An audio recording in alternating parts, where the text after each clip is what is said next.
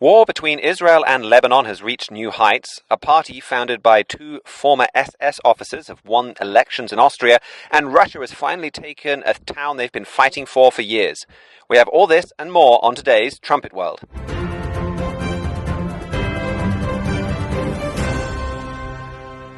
Welcome back to Trumpet World. We're doing things a little bit different today. We might get into God's holy day calendar in a future show, but the Feast of Trumpets disrupted our recording schedule this week. But with so much news, we still wanted to bring you an update. So I'm recording this on the road after making a trip to France to visit some of our brethren there. Others are sending in their recordings or recording in their own studio, but in their own time, as we try and fit this around the holy days. And with so much dramatic news from the Middle East, we'll start with an update from Mihailo Zekic. On Friday evening, right before the start of the Sabbath around the Holy Land, the Israeli Air Force carried out an airstrike in Beirut. But this was not just an ordinary attack between Israel and the Lebanese terror group Hezbollah. This took out Hezbollah's leader, Secretary General Hassan Nasrallah. He has been leading Hezbollah since 1992 and is one of the most, if arguably not the most, powerful terrorists in the Middle East up until his death. Under him, Hezbollah has been responsible for the deaths of thousands worldwide, aside from his not too infrequent wars with Israel. He's also carried out terror attacks against Jews all around the world, including places as seemingly remote as Argentina, Bulgaria. There was recently news of a Hezbollah cell in Germany exposed. He also led Hezbollah into the Syrian civil war, supporting Syrian President Bashar al-Assad in besieging his own cities and killing Syrian civilians. He was a very, very dangerous guy, and he was one of Israel's biggest personal enemies. Israeli Prime Minister Benjamin Netanyahu, for his part, was actually in New York giving a speech to the United Nations. And according to certain reports, this was actually used as a decoy to lull Nasrallah into a false sense of security. And it was actually while Nasrallah and some of his men were watching Netanyahu's speech on the television, it was believed that the strike happened. I have a message for the tyrants of Tehran. If you strike us, we will strike you. There is no place.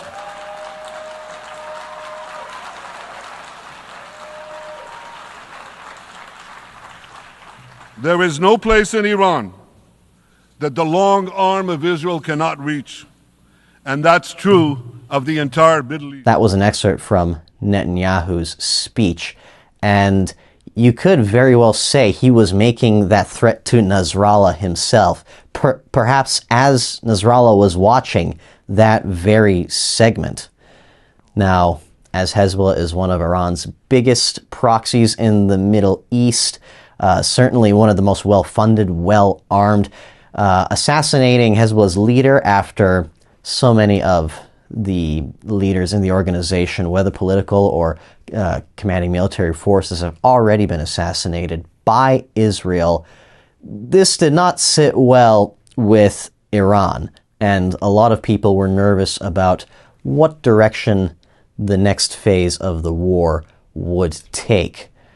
Well, on Monday, the Israeli Defense Forces partook in intelligence gathering small-scale raids across the Lebanese border, and the next day, Israel had officially commenced its ground invasion of Lebanon, ostensibly to remove the threat of Hezbollah and that opposes to northern Israel once and for all. An estimated 60,000 Israelis have been forced to evacuate their homes for months because of Hezbollah's near constant bombardment of northern Israel's communities since last October. How far Israel will go remains to be seen. According to the IDF, they intend this invasion to be limited, localized, and targeted. If the state of Lebanon and the world can't push Hezbollah away from our border, we have no choice but to do it ourselves. I want to make it clear. Our war is with Hezbollah, not with the people of Lebanon.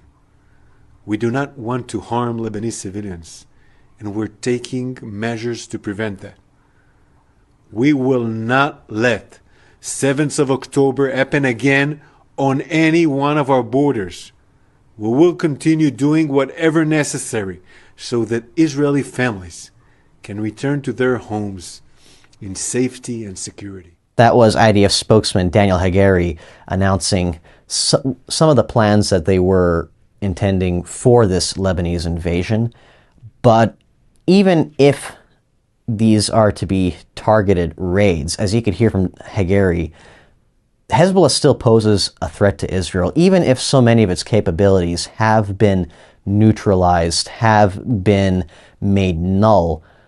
Hezbollah still has access to thousands of projectiles, such as precision-guided missiles. There still are tens of thousands of soldiers within Hezbollah's ranks.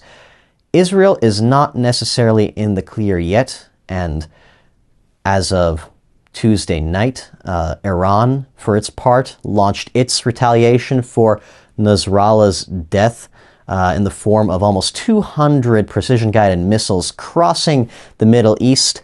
Most of them were apparently taken down by Israel's missile defense systems. Some of them escaped these systems, and in at least one case, a Palestinian in the West Bank was killed from debris falling from a missile that was flying over. So where this increasingly escalatory war will take Israel, will take Hezbollah, will take Iran, remains to be seen. But there are a few interesting facets with this war that merit closer inspection.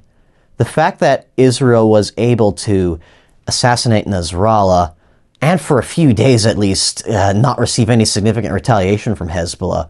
You combine that with the infamous pager attack that Israel did, how it's already assassinated so many of Hezbollah's leaders. And while Hezbollah still has a lot of military capability, they certainly seem like they are on the back pedal in this war. And for Iran's part, originally they said that they were not going to launch their retaliation themselves, but expect Hezbollah and the other proxy groups to do so. Now, the missile attack was a bit of a face-saving measure, but even that was at least numerically smaller than the barrage that Iran gave Israel in April when it was avenging the death of an Iranian general who was much less of an important person to Iran than Nasrallah was. And Ayatollah Khamenei, the Iranian supreme leader, for his part, after the news broke out of Nasrallah's death, went into a safe house, apparently signaling that even Iran doesn't itself, and its security apparatus doesn't know if the Mossad and Israel's other intelligence agencies are able to assassinate the Ayatollah on his own soil. And it looks like the writing may be on the wall for Hezbollah. Again, it's too early to tell. Things could dramatically change by the time this episode airs, but that is the general direction that things appear to be going in.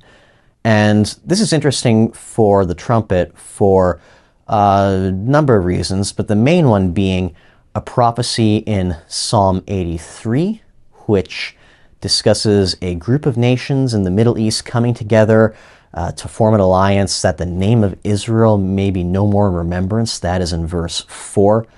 Our editor-in-chief, Mr. Jero Fleury, has previously commented that this alliance of those particular peoples in that alliance has never formed either in biblical history or in secular history, which is why we look at it as a prophecy.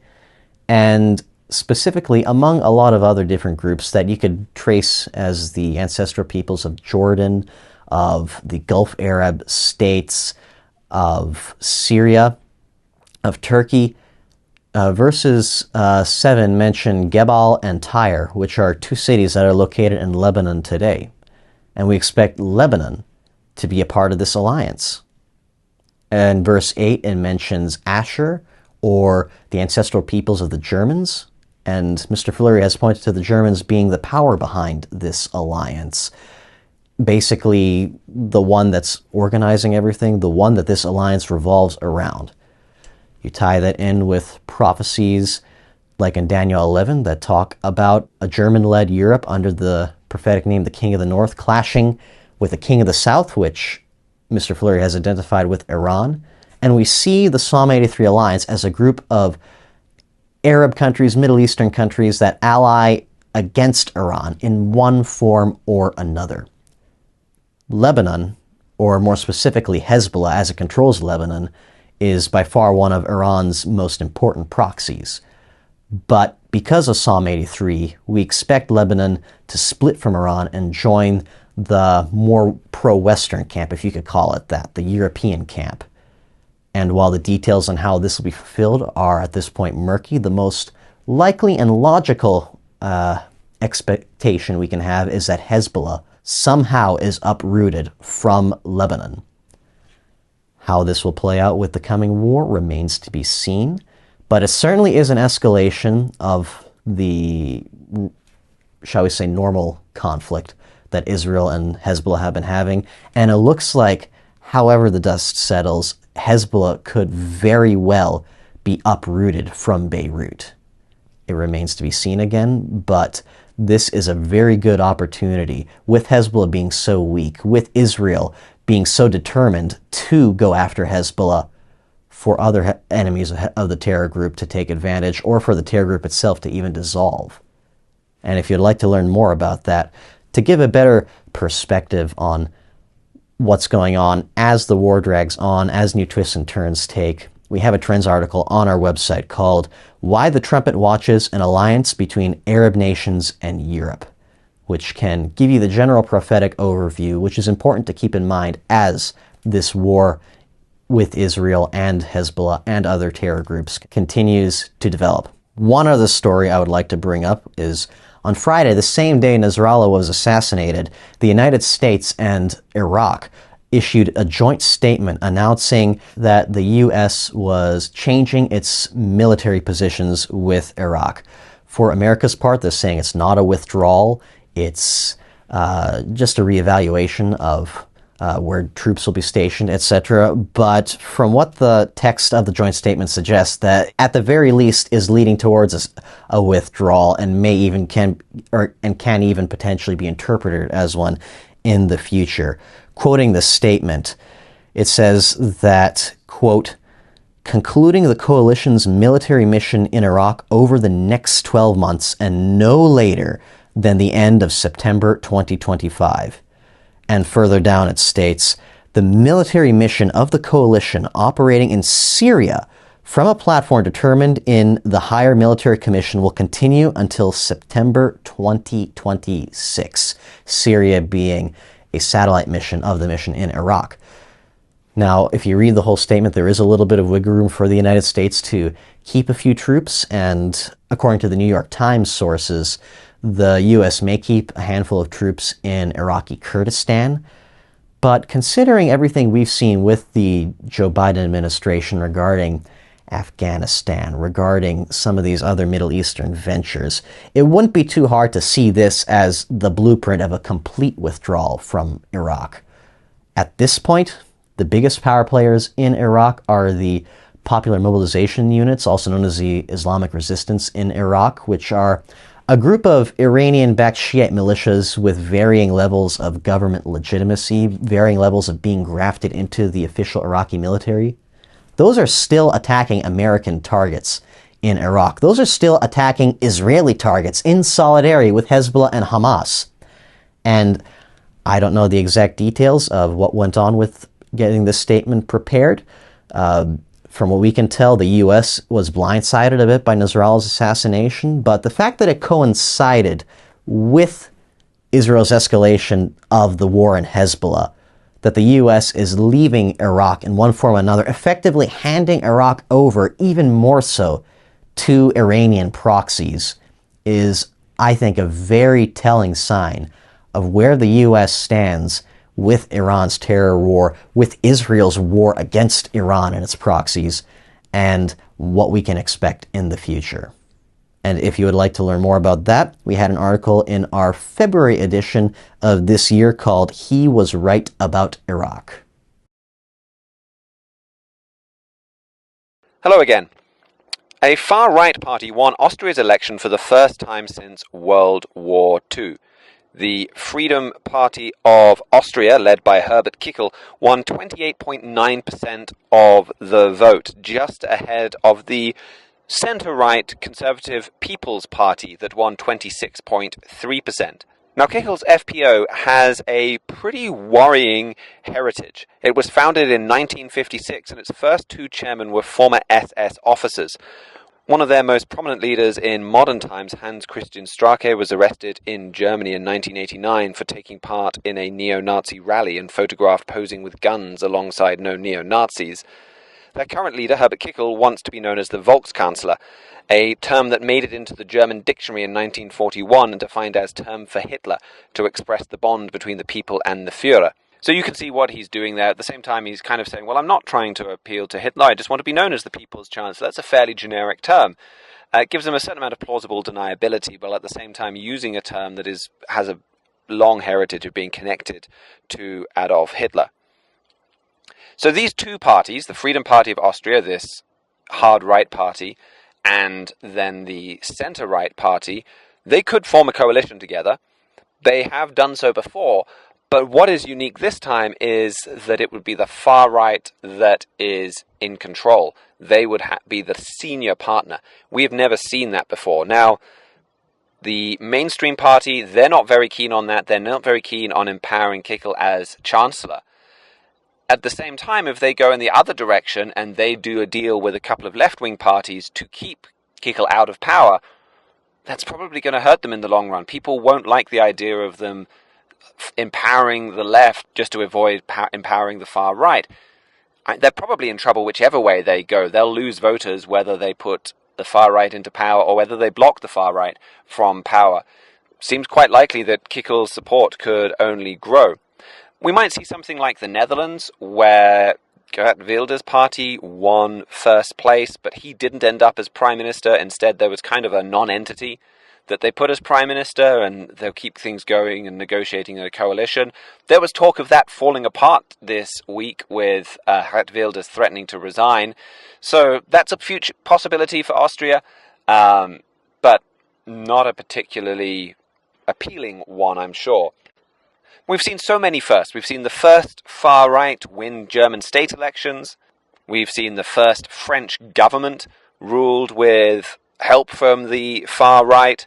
Where is this trend leading? Well, it's really crucial to watch, because this trend of parties with a link to Adolf Hitler and to the fascist movement in Italy during World War II, this trend of them rising is one that we have very specifically forecast, because it comes right out of your Bible in Revelation chapter 17. And this chapter, like we come back to so often on this show, is crucial to understanding Europe. It describes this beast that has 7 heads. So it's a beast in biblical symbolism is an empire. It has 7 heads. It rises and falls. Revelation 17 and verse 10 says there are 7 kings. 5 are fallen, so that's 5 in the past. 1 is, the other is not yet come. So these are sequential. They come one after the other. 5 are in the past when this prophecy is revealed. 1 is on the scene. 1 is yet to come. So where in the world do we have an empire that rises and falls, that is constantly has people trying to resurrect it again? This Revelation 17 empire is also led by a woman or a church in biblical symbolism. And again, where do you see an empire led by a church? Well, it's only in Europe, and it's only with the Holy Roman Empire. But each empire is a resurrection of what came before. And that's why it's so significant that we see these parties with ties to the Third Reich rising again. So we have Giorgia Meloni in Italy that leads a party that was founded by Mussolini supporters in 1946. There have been a couple of kind of rebrands and things like that since then, but that's essentially the roots of her party. Now we see in Austria, winning the election, a party that was founded by 2 SS officers. In France, this far-right or fringe-right party that's supporting the government, it was made to copy this Italian social movement that was the precursor of Giorgia Meloni's party. was made to copy the group founded by Mussolini. So all of these parties that are starting to dominate Europe all of a sudden have links going back to World War II. They've all tried to moderate themselves. They've tried to moderate their image. This has proved quite a dilemma for a lot of people. The mainstream parties will not confront migration. They've caused all kinds of economic problems. There's a lot of issues with the mainstream. And these parties with these roots have, at least in terms of appearance, moved away from those roots. How much of it is skin deep? How much of it is genuine? That's a question a lot of people are asking themselves as they go to the polls. But from our perspective, what is most important is that these do all link back to the previous resurrection of the Holy Roman Empire. What we're seeing is the last resurrection of the Holy Roman Empire rising again. It is being resurrected before our eyes, and these parties are just a small part of that. They're not the only part. Politico had an article this week saying Europe has a defense commissioner. Europe has a leader when it comes to military and defense. It is the CEO of Rheinmetall. It is the CEO of Rheinmetall. So the head of this German defense company is the de facto leader of Europe's military. That's something else that we've talked about. In 1944, several top-ranking Nazis got together with German businesses, and they agreed a plan to help the Nazi party go underground and come back again. And Rheinmetall was at the seat around that table. And now they're effectively the leader of Europe's defense. I mean, that should cause us to at least ask a few questions. And so that's another aspect of this beast power rising. These are all different aspects, different signs that this Holy Roman Empire is being resurrected before your eyes. So this is a crucial trend to watch. Our free book, The Holy Roman Empire in Prophecy, is absolutely essential to understanding these. We're very happy to send that to you. We also have an article from Joshua Michels on this subject that we can include in the show notes that gives you a great update on the Austrian elections. But there's a few more important stories from Europe I wanted to cover quickly. One is that France's new Prime Minister, Michel Barnier, gave his first speech to the National Assembly on October 1st, and his first priority is dealing with the debt. He said, the sword of Damocles hanging over us is our colossal financial debt. He's put forward an incredibly radical program, radical in terms of what he aims to achieve, of bringing in a whole lot more money through tax rises and stopping to spend a whole lot of money through tax cuts. The problem is, no one really likes it. And the French National Assembly is very, very divided. Can the nation get behind this kind of tough action that's needed to restore its finances? It really doesn't look like it. And, I mean, when it comes to France, that's kind of a bit of a deja vu moment. If you think back to the French Revolution, where there was a pretty similar situation where everyone knew the debt was a problem, no one could agree on how to deal with it, and anytime you'd have finance ministers come forwards and put forwards radical change, only to be shot down, only to have Parliament not go through with what is required. Now, the situation back then was a lot more desperate, but what happens if you have a global banking crisis? What happens if something kicks off with the US financial system? France could be in very hot water very quickly. That financial trend and this dealing with this debt and keeping economies afloat is going to play a major role in transforming Europe and in the rise of this beast power and in the strong man that leads to it coming to power. So keep watching that story. And then Germany wants to start talking to Putin again. German Chancellor Olaf Scholz wants to restart these conversations with Vladimir Putin. No other Western leader is talking to him, but Scholz wants to.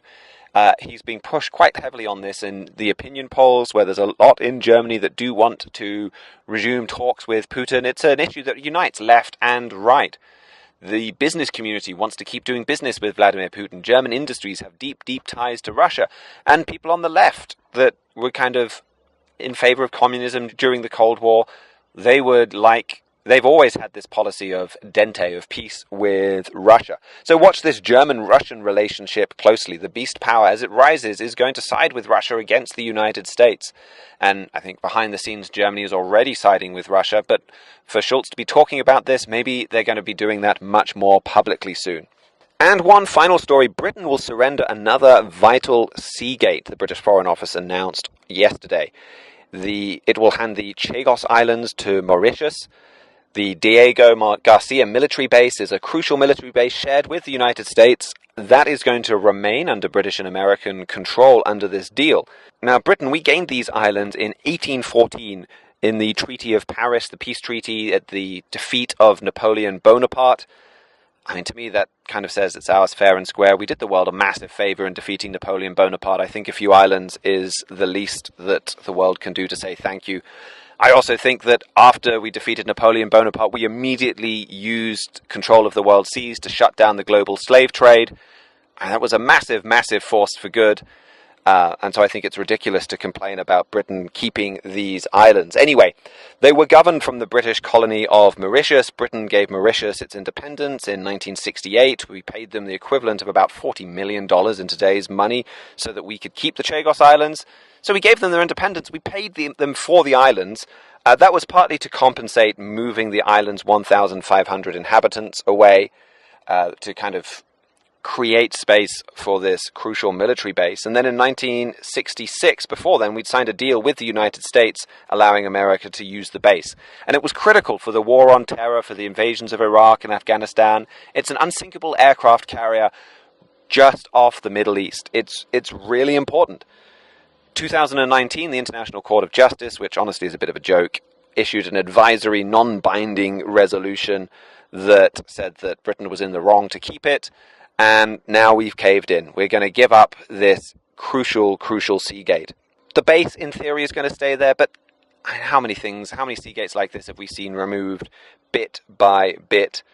It wouldn't surprise me at all if the base follows. But this loss of seagates is critical because it affects being able to project power all around the world, but even more so, it's something that just points so specifically, again, to Bible prophecy and to God revealing his prophecy through men. So Herbert W. Armstrong talked very specifically about seagates and about Britain and America losing them. We have a whole chapter in our free book, He Was Right, called Changing of the Guard, that talks about that, and this is another very specific Bible prophecy that has been fulfilled. We'll take a short break, and we'll be right back with one of our other panelists. The stage is being set for the biggest period of turmoil in United States history. Millions of illegal immigrants are pouring over the border. America's cities are awash with crime. America's fighting 2 wars in different theaters around the world. And in just over a month, we're going to go into a very controversial presidential election that could even see some violent riots and protest in the aftermath. And if all this wasn't bad enough, the country is also nearing bankruptcy. The national debt is over $35 trillion. The government continues to print money and rack up trillion-dollar deficits a year. Inflation is up 20% since Joe Biden took office, and that number does not factor in housing. Housing is up another 46%, meaning that if you actually did factor housing prices in here, this could be the worst inflation in United States history. And so people are spending $8 for a dozen eggs, and budgets are being squeezed across the nation. And so in this environment, one of America's most popular financial advisors, Dave Ramsey, a man who based his financial advice on the laws from the book of Proverbs in the Bible, has reached out to both presidential candidates to talk about the way forward and what America can expect in the near future. The Harris campaign, probably predictably, has not yet responded to Ramsey's offer, but Republican presidential candidate Donald Trump jumped at the chance to sit down with Dave Ramsey and talk about some of the economic issues that everyday Americans are most concerned about. And here we'll play for you the first 3 minutes of that 30-minute interview. So, President Trump, thanks for taking time to sit down with us. Thank you. Honored to be with you. Good to hang out with you. As you know, we do a show called The Ramsey Show and talk to regular folks every day, calling in most of the time with financial trouble, sometimes with financial victories, stuff we've taught them to do, the basic grandma's common sense stuff. Right. And that audience that's going to be watching this is they're not concerned with a lot of things, but they are concerned with $8 eggs, $5 gas, 7% interest rates, and a house they can't afford with wages not going up as fast as house prices. Right. This inflation thing's a big deal. So in the first 90 days, the strokes that you make to change the economy when you're elected are a big deal. What's the first things you're going to do on that? Well, in terms of inflation, you're right. And it's almost inflation over the economy, if you want to really know, because people are getting wiped out like never before. I think it's the highest inflation we've ever had. They say it's the highest in 48 years. I think it's the highest ever. There's never been any mess like this, and it's because of what they did with energy. Also, then they topped it with spending with money, that trillions and trillions of dollars that they didn't need, that's being just wasted. But the first thing you have to do is get the energy down. If you get the energy down, other things are going to follow. You want to get the interest rates down, too. And interestingly, even interest rates are going to follow energy, because it's going to take that burden off the shoulders of the economy and off the shoulders of inflation itself. And we are going to drill at a level that you haven't seen since, let's say, 4 or 5 years ago. But even more so, we would have been so dominant by this point. If you remember, when you go back to the beginning of this really failed administration that we're in right now, what they did was they turned off the energy. They turned off everything that I had built. So you turned back on the Keystone. You're going to turn back on the drill, baby, drill line in the it's drill, baby, in your drill. acceptance speech at the convention. Sure. It says it all. You know, I'd like to use another line, but there's no line that's better. And we're going to drill, baby, drill. But the fact that they turned it off, and then the energy, if you look back at the very initial period of their administration, the numbers started going through the roof, the energy numbers. Inflation was good. And then they went back to Trump, where they're trying to equal it, and it kept it bad as opposed to horrific. And it's been really bad, and the energy has been very expensive, but nothing like it could have been. So they went back to Trump-type things. But we would have been now 3 to 4 times more. We would have been dominating the entire world on energy. We have more than anybody else, as you've heard me say, but as you also know. Right. We have, I call it liquid gold. We have more liquid gold under our feet than anybody else, actually by far. We would have dominated. We would have been taking care of Europe. We would have been taking care of Asia. We would have been taking care, Anwar in Alaska is the biggest find anywhere in the world. It could be as big as Saudi Arabia. And I got it. Ronald Reagan couldn't get it. Nobody could get it. I got it. It was done, ready to start. And when these people came in, they turned it off. They terminated it. Nobody could believe it. Okay, so you heard right there Donald Trump and Dave Ramsey talking about what to expect in the economy going forward. And we heard a lot of positive things. Over the course of the interview, Donald Trump, he promised to start drilling in Alaska. He promised to open up the Keystone Pipeline. He promised to do a bunch of moves to make America an energy exporting superpower, which will reduce prices across the board. It will reduce the prices you use to fill up your tank of gasoline in your car. It'll also reduce the prices that semi-truck drivers use to fill up their semi-trucks. And since semi-trucks carry most of the goods that go to the grocery stores, all those goods will become cheaper as well. So it's really a savvy move on Trump's part to bring prices down. He also talked about in that interview reducing the tax burden on everyday Americans and putting tariffs on foreign goods to bring jobs back to America. So that will allow Americans to keep more of their paycheck, bring more high-paying jobs to America so America's salaries will go up, and reduce the cost of energy so prices will come down. Yet all these issues Trump talked about, while they'd be good moves for America, all address something we call non-monetary inflation.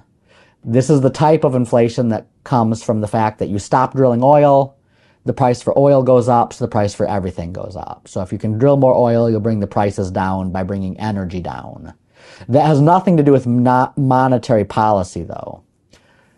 The monetary inflation is the fact that the government is printing trillions of dollars and devaluing the currency. And this is one of the biggest threats to America, and something people around the world should be concerned about.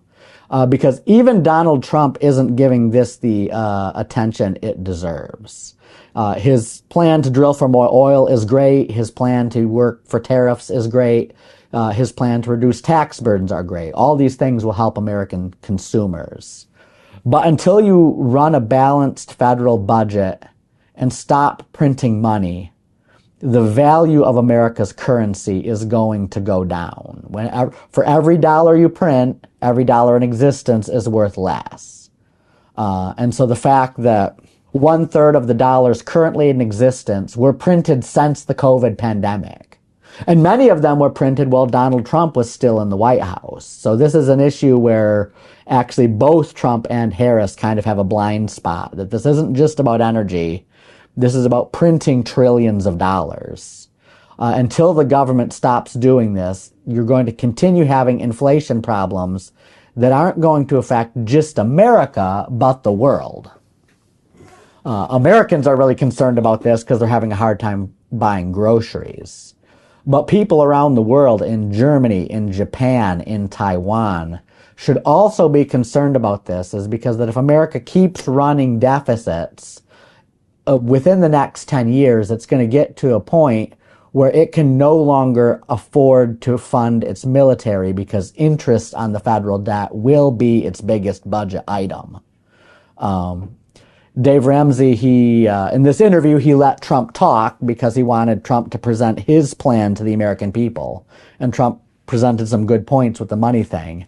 But in other interviews where Dave Ramsey is actually the one giving the financial advice, he'd say that, like, whether you're a person or whether you're a nation, there's really 5 laws that dictate financial success.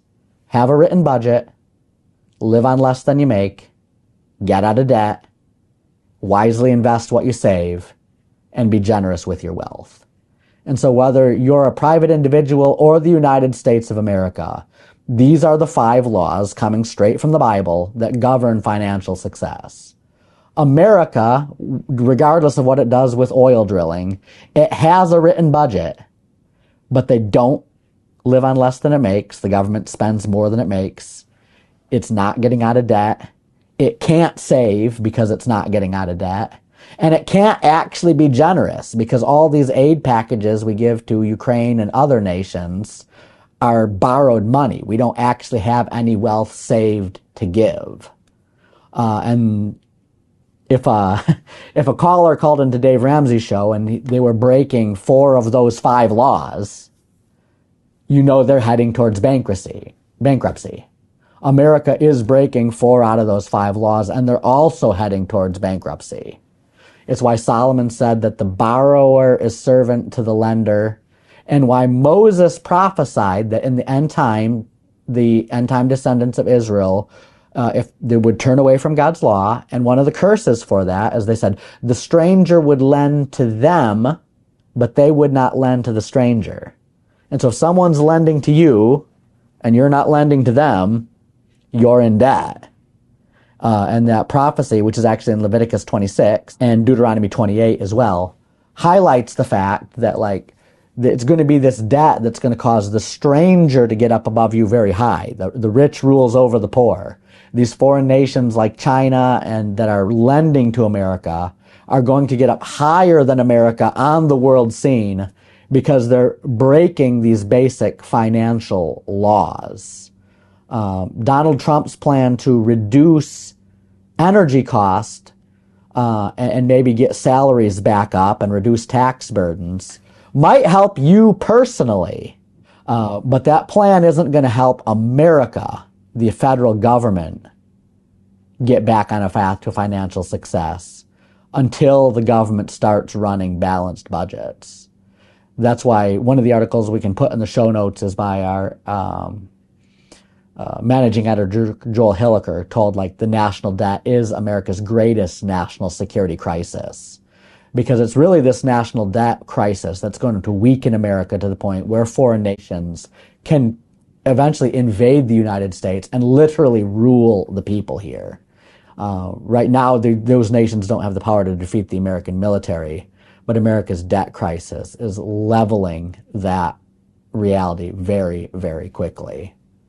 So that's the biggest story in American news I wanted to bring to you this week. I really encourage you all to go listen to the full 30-minute interview between Donald Trump and Dave Ramsey. We could only give you a 3-minute preview here. There are also some other big stories in American news this week. At least 119 people were killed in Hurricane Helen that swept across the southwestern United States, just showing the type of destruction natural disasters can cause, which are another curse that God sends on nations to get their attention. It's also true that dock workers all along the East Coast have gone on strike this week, which has actually reduced America's international shipping, at least temporarily, by half. That's another thing that could increase prices at the grocery stores and make it that much more important for you to save for emergencies.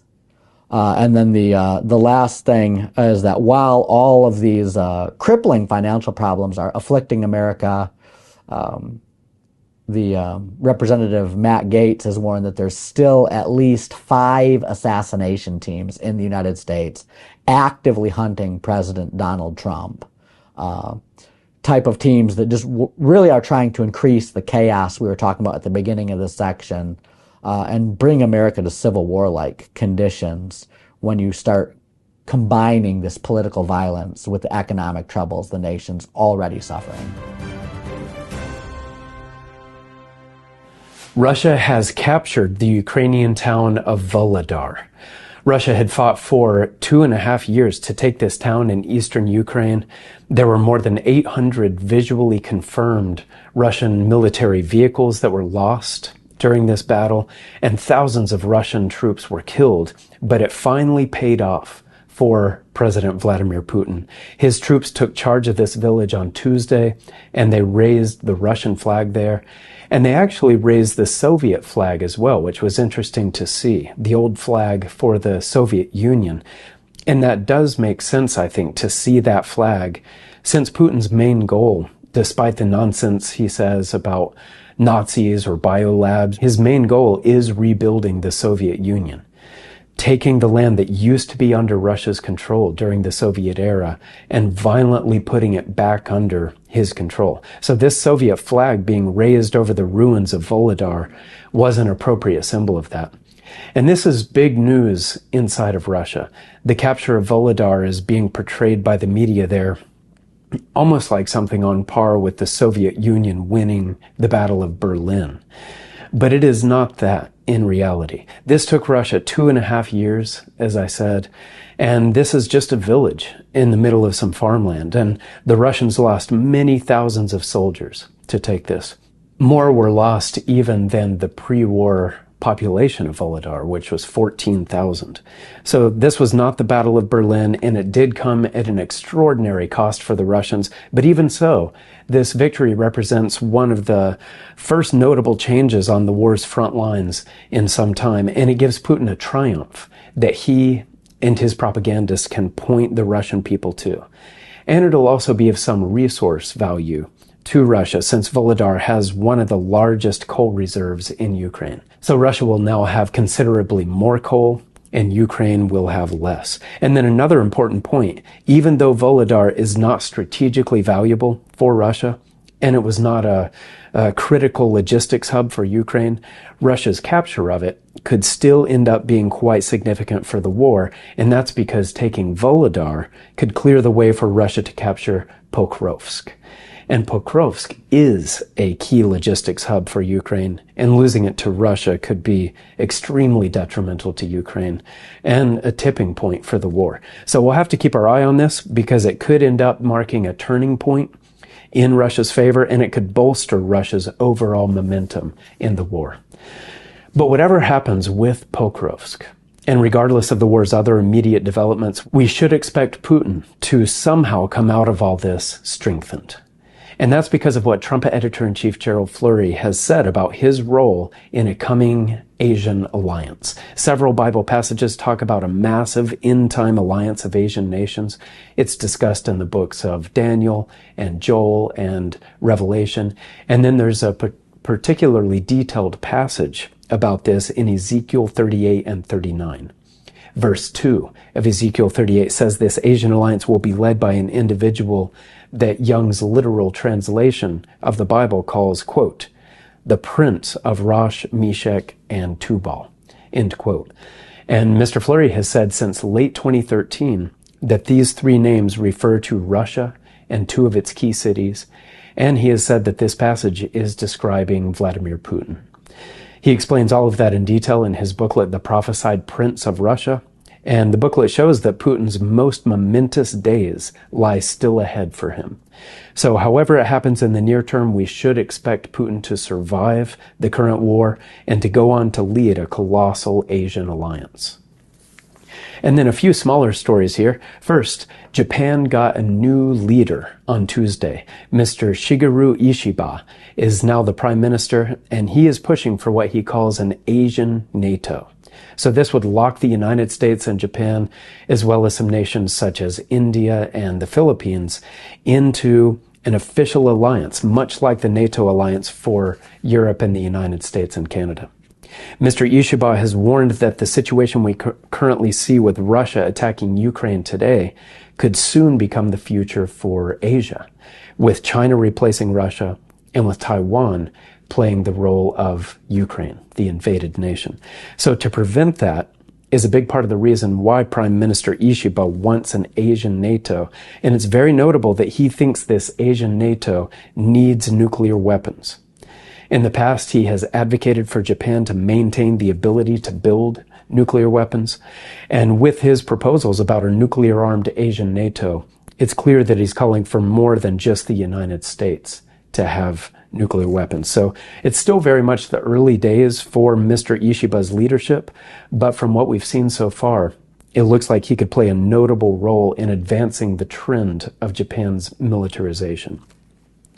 Next up is another story of Chinese belligerence and violence in the South China Sea. This time it was a Vietnamese vessel that the Chinese bullied. This was on Wednesday, and the vessel is a Vietnamese fishing boat. It was near the Paracel Islands, which are claimed by both China and Vietnam. And Vietnam state media reported that around 40 people from two Chinese boats actually beat the Vietnamese fishermen with pipes and injured 10 of them, some apparently quite seriously. Vietnam says 3 of these fishermen had bones broken from this attack. So this week it's Vietnam. Next week it might be the Philippines again, or Indonesia, or Bhutan, or another nation. But in any case, China's belligerence seems to be soaring to new heights as the Chinese Communist Party keeps on frantically trying to take over the entire South China Sea. Then one final story here about how your Chinese electric car might be spying on you. This report was published in the Telegraph on Monday, and it talks about how owning a Chinese-made electric car could give the Chinese Communist Party access to spy on you and worse. There is evidence that Chinese hackers have already accessed an American-made electric car, a Tesla Model S, and the Chinese actually tampered with its brakes. So it's really alarming to think about the implications of this kind of thing, especially with a car that China built and had the chance to create secret access points in that they could later come back and exploit. And I think that after the attack we saw by Israel, blowing up Hezbollah's pagers and walkie-talkies and killing and injuring thousands of terrorists with that, after that attack, it has become much more clear just how dangerous technological reliance can be. And as cars become more technologically advanced with critical functions that are controlled by centralized computers, this new report says that they are becoming more vulnerable to sabotage by enemies.